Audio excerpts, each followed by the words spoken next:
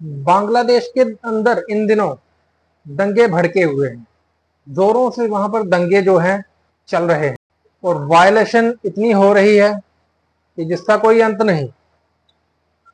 ये दंगे स्टार्ट हुए थे पिछले महीने और मिलिट्री कर्फ्यू लगाना पड़ गया है। यहाँ पर स्कूल, कॉलेजेस, हॉस्पिटल्स, एवरीथिंग, सब कुछ बंद बंद पड़ा हुआ है, बंद करना पड़ गया है।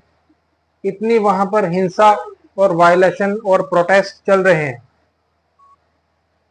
और इन दंगों में कम से कम 150 लोग जो हैं अभी तक मारे जा चुके हैं और हजारों की संख्या में घायल हैं। बांग्लादेश की प्रधानमंत्री शेख हसीना, जिनको की प्रोटेस्टर्स डिक्टेटर का नाम दे रहे हैं, जी हाँ, डिक्टेटर कह के शेख हसीना को पुकारा जा रहा है।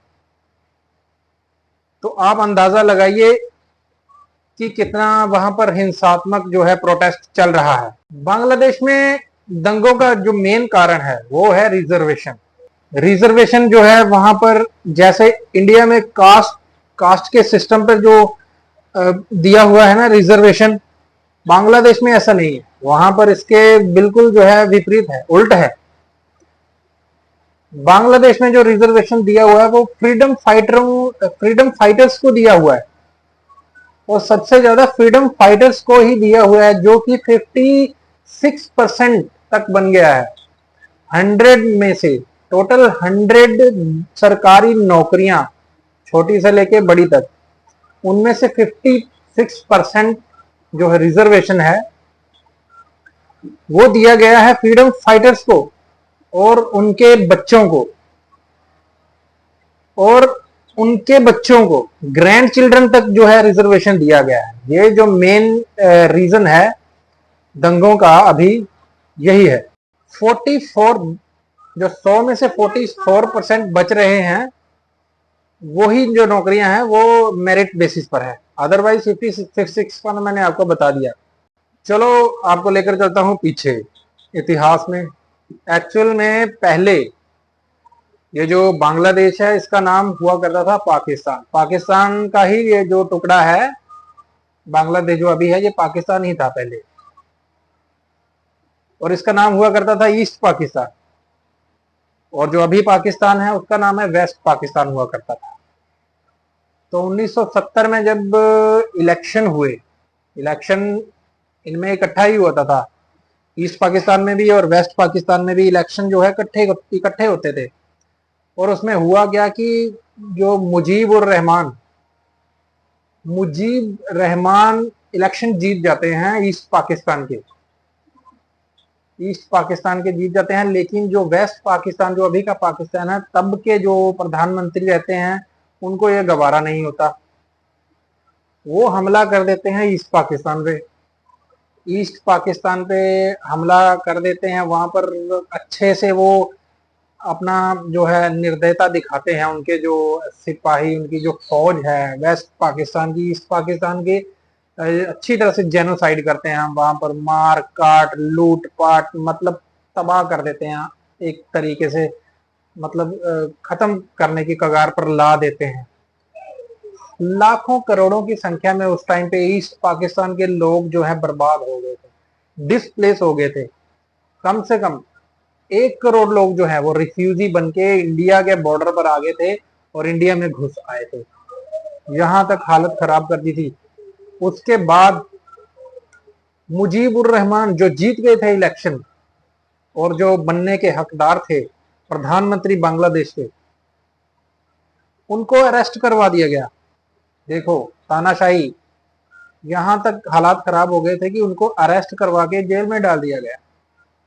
फिर 1971 में भारत की तत्कालीन प्रधानमंत्री इंदिरा गांधी, जो कि उनकी मदद से, इंडिया की मदद से बांग्लादेश में वार होती है, जिनको कि बांग्लादेश लिबरेशन वार का नाम दिया जाता है। 1971 में ये वार हुई थी और उसमें जो है ईस्ट पाकिस्तान को आज़ादी मिली थी वेस्ट पाकिस्तान से। ईस्ट पाकिस्तान जीता था उसमें और उनको नाम दिया गया था बांग्लादेश, और बांग्लादेश वहां से बना था नया देश, फ्रीडम वहां से आज़ादी मिल गई थी बांग्लादेश को। तो उसके बाद शेख मुजीब रहमान को छुड़वाया गया जेल से, उनको दोबारा से प्रधानमंत्री बनाया गया बांग्लादेश का उस टाइम का।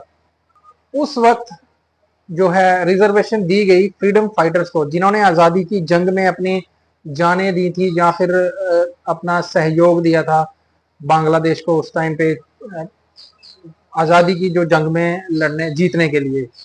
फ्रीडम फाइटर्स को दिया गया था उस टाइम पे 30%, 30% रिजर्वेशन दी गई थी नौकरियों के लिए, और बाकी की जो रखी थी अदर्स कैटेगरीज के लिए रखी गई थी। 1997 में रिजर्वेशन कोटा एक्सटेंड कर दिया गया। उसमें ये इंक्लूड हो गया कि जो उनके बच्चे हैं, फ्रीडम फाइटर्स के बच्चे जो हैं, उनको इसमें शामिल कर लिया गया कि उनको इनके बाद उनको नौकरी मिलेगी। ठीक है। और ये चीज फिर से एक बार हुई 2010 में। उसमें ये कानून बन गया कि फिर से एक्सटेंड कर दिया गया इसको। इसमें ये डाल दिया गया कि अब जो उनके पोते हैं, मतलब बच्चों के बच्चे हैं, वो भी जो है नौकरी पाने के हकदार हैं।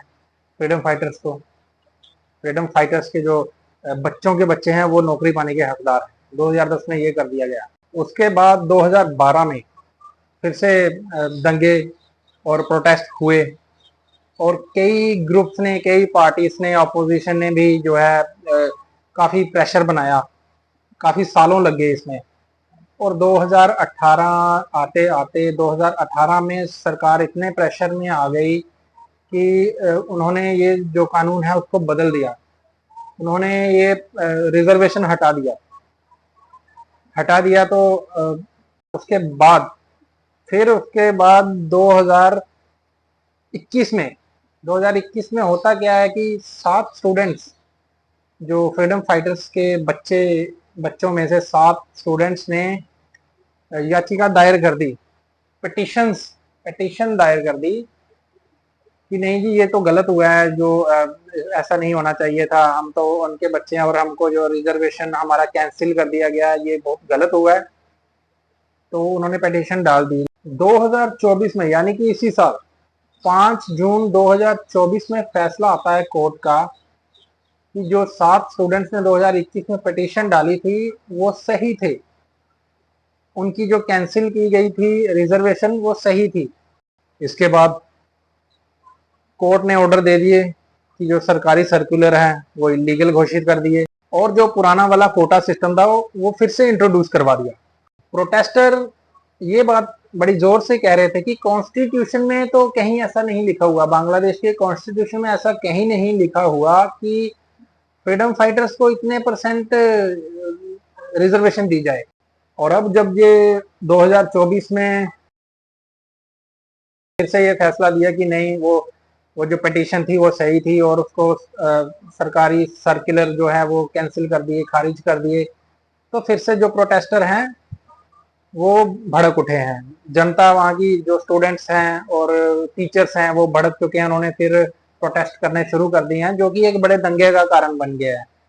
और इस दंगे में ऑपोजिशन पार्टी, जो अवामी लीग की मौजूदा सरकार की ऑपोजिशन पार्टी जो है, वो भी इसमें कूद चुकी है। इस पूरे प्रोटेस्ट में, इन पूरे दंगों में 7,000 से ज्यादा पुलिसकर्मी और आर्मी पर्सनल्स, जो फौजी हैं, उनकी ड्यूटी लगी हुई है। इन प्रोटेस्ट में टीयर गैस और रबर की गोलियां इनका यूज किया हुआ है, और साउंड ग्रेनेड का भी यूज किया हुआ है, जिससे कि लोगों को काफी चोटें और परेशानी का सामना भी करना पड़ा है। प्रोटेस्टर और BCL, बांग्लादेश छात्र लीग असल में जो अवामी लीग है उसी का ही एक पार्टी है, सब पार्टी कह लो आप, एक गुट है जिनको बांग्लादेश छात्र लीग का नाम दिया हुआ है। उनका क्लैश प्रोटेस्टर के साथ होके ये दंगा और भी भयानक हो चुका है, और भी भड़क चुका है। तो इन सब चीजों को देखते हुए सरकार काफी भरोसा, सरकार ने दिलाने की कोशिश की है कि नहीं, अभी जो अगला फैसला आएगा उस पे जो हियरिंग है उसको जल्दी से जल्दी करवाने की कोशिश जारी है, जल्दी से जल्दी फैसला आएगा करके, और प्रोटेस्टर के हक में ऐसा आएगा करके फैसला, ऐसा भरोसा दिलाने की कोशिश करी। लेकिन प्रोटेस्टर इस बात को मानने के लिए बिल्कुल तैयार नहीं है। उनको डाउट है सरकार के ऊपर कि सरकार झूठ बोल रही है, क्योंकि अभी तक शेख हसीना प्रधानमंत्री ने एक भी लफ्ज जो है वो इन प्रोटेस्ट के बारे में, इन दंगों के बारे में नहीं बोला है। उन्होंने कोई जवाब नहीं दिया। प्रोटेस्टर को ऐसा लगता है कि उन्होंने कोई जवाब नहीं दिया कि जो हमारे जो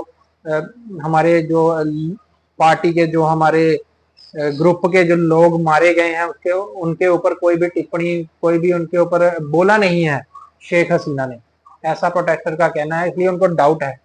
ऊपर से शेख हसीना के इररिस्पॉन्सिबल बयान, इररिस्पॉन्सिबल उनका भाषण जो है देखने को मिला है, सुनने को मिला है। वो कह रही हैं अगर रिजर्वेशन फ्रीडम फाइटर्स को नहीं देना है तो क्या रजाकार को दें। अब यहां पर बात आती है रजाकार क्या है।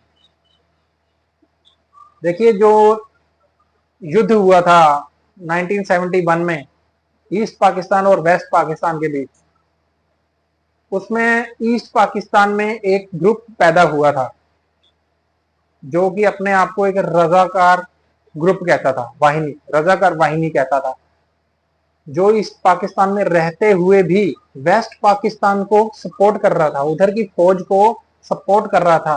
तो सीधी सी बात है कि जो रजाकार ग्रुप है वो तो ईस्ट पाकिस्तान के लिए एक गद्दार ही हुए ना, मतलब हद से ज्यादा गद्दार। जो रजाकार वर्ड है उसका असल जो शब्द मतलब है वो है गद्दार, तो उसको रजाकार इसलिए बोलते हैं।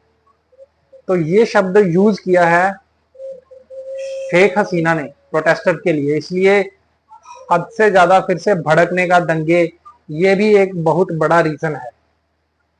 तो बात घुमा फिरा के आपको समझ ही गए होंगे कि मैं क्या कहने की कोशिश कर रहा हूं। पहले तो रिजर्वेशन मेन एक वो है जो बार बार वो उन्होंने अमेंडमेंट उसमें एक्सटेंड करके फिर उनको 7 स्टूडेंट्स की पिटीशन को ऐसे करके फिर 2024 में इसी साल में उन्होंने वो कैंसिल कर दिया और फिर से रिजर्वेशन दे दी। एक तो वो ऊपर से शेख हसीना का बयान, और डिक्टेटर कह रहे हैं उनको, और ऐसा जैसा उनका रवैया है प्रोटेस्टर के खिलाफ और अपने देश में जो भी उनकी चल रही है। देखो, बांग्लादेश एक ऐसा देश है यहाँ पर 17 करोड़ जो है जनता रहती है, और उनमें से लगभग 3 करोड़ जो है बेरोजगार हैं। बेरोजगारी सबसे बड़ी वजह है बांग्लादेश में दंगों की और प्रोटेस्ट की। बहुत ही खराब वहाँ की हालात हैं, और इन सबको जो है देखना चाहिए वहाँ की प्रधानमंत्री शेख हसीना को। और आपका इन सब चीज़ों के बारे में क्या ख्याल है नीचे कमेंट बॉक्स में दीजिए, और ऐसी ही जानकारी वाली वीडियोस आती रहेंगी आपके लिए। मेरे चैनल को सब्सक्राइब जरूर करें। मिलते हैं अगली वीडियो में, तब तक के लिए नमस्कार, जय हिंद, जय भारत।